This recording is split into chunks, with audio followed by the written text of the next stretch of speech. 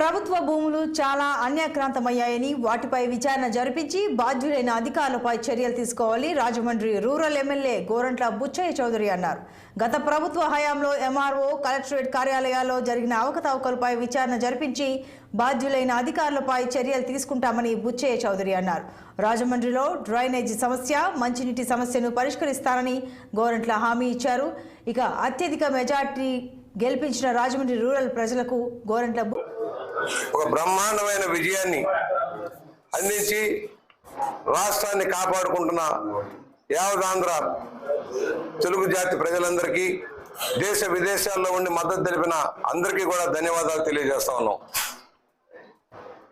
ఒక్కసారి అవకాశం ఇవ్వండి చెప్పి అధికారంలోకి వచ్చిన జగన్మోహన్ రెడ్డి విశృంఖల విధానాల ద్వారా రాష్ట్రాన్ని చిన్నాభిన్నం చేసి ఆర్థిక వ్యవస్థని నట్టేట ముంచి అన్ని వర్గాల ప్రజలకి తీవ్ర అన్యాయం చేసిన పరిస్థితుల్లో ఒక భయానక పరిస్థితి, నియంత పరిపాలనలో ఉన్న విధానాలలాగా జరిగినది. 5 సంవత్సరాల